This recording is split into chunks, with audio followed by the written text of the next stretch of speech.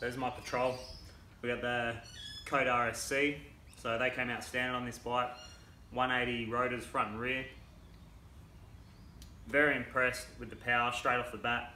So as soon as they scrubbed in, your pull-up time, it doesn't just feel like there's more power, it also feels like there's more grip going to the ground. There's more control of your tyres and your brakes.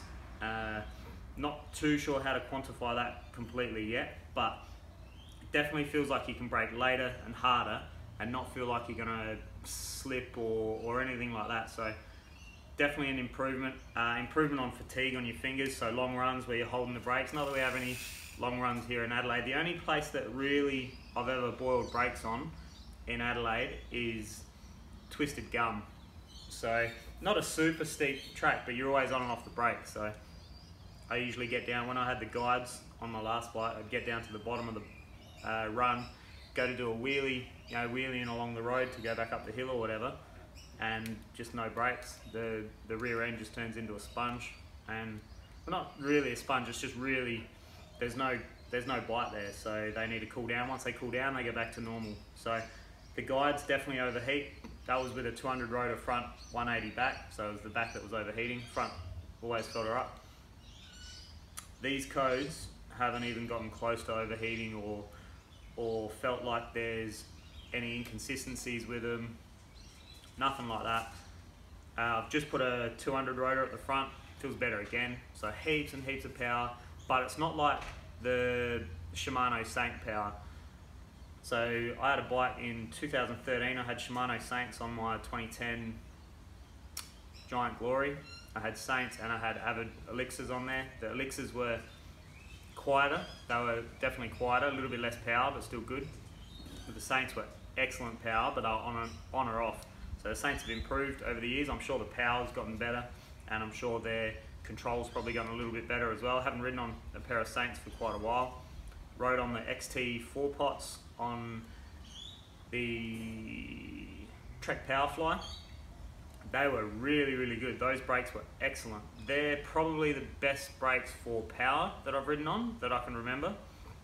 Like I said, I haven't spent any time on the new Saints, haven't spent any time on the newer versions of Hopes, haven't spent any time on the TRPs, anything like that. It's basically just Shimano and SRAM I've spent time on.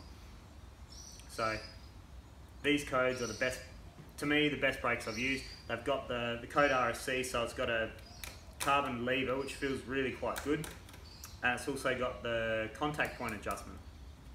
Now, contact point logically should be for as your brake pads wear out, you can wind the contact point, which will wind it's basically a preload on your pistons, and it'll wind those pistons in a little bit to get the pads closer to the disc before you start pulling that lever. So if you wind that all the way off, or all the way open, there's a heap of free play in that lever, so let's have a look. You see that there? I'm going to wind it all the way towards the arrow, which I'll talk in a sec about the procedure of bleeding them and what I think versus what RockShox offers. So that's contact in towards the arrow, how it's red on the thing, and you can see there's a lot of free play. That's almost to the bar. Now, to me, that labelling is misreading. It throws you off a little bit because it's saying contact in. So I want to bring the contact in a bit more. I wind it towards the arrow. The contact's actually coming out a bit more, so it's disappearing back into the caliper a bit. So it's giving me more free stroke. So I wind it away from the arrow. Now when you're winding these, you want to be gentle when you get to the end of their range, because if you wrench it too hard, you can bend something. They're quite delicate. You can bend something or damage something, and then you won't be able to get them undone. So that's the full range. That's against the arrow, and that's almost no free play in there, which is what to me, that's kind of what you want. But their bleed procedure, when you go on YouTube or the SRAM website or anything like that, and look at the bleed procedure, it tells you to wind this all the way opposite to what the arrow says. So away from the arrow, which to me, when you're bleeding them, you want that all the way towards the arrow, so the pads are the furthest away, furthest back in towards the caliper, give you as much free play as you can.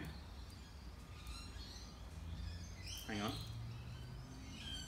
This one's a little hard to describe, but the way the standard bleed procedure says is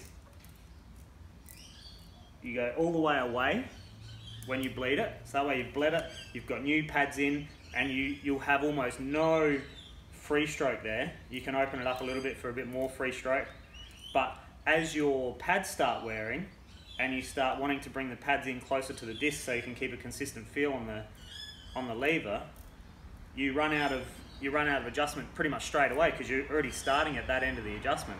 You want to be able to wind that way as the brakes start wearing out, but as per their procedure, you're already at that end, so you've got no more adjustment to bring the pads in anymore.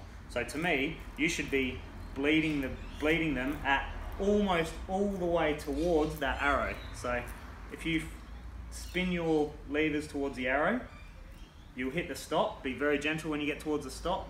Don't try and wrench it, oh, is that the stop, is it not? You're going to damage something. And then just go a couple of flicks off. So that's heaps of free play. Bleed them like that. That way, as your pads start to wear out, you can wind it back out and reduce that free play, because the free play is going to increase as your pads wear out. So as the free play increases, you want to wind it out to decrease that free play. So the SRAM basic bleeding procedure seems to me, but everything else about the bleed procedure is spot on. You know, you're sucking the air bubbles out of the dot fluid, you know, creating a vacuum, getting rid of all of that so you don't ever get any air, or things don't change in altitude or pressure or heaps of heat and whatnot. But the only thing backwards is their direction of where that winder should be during the bleed procedure.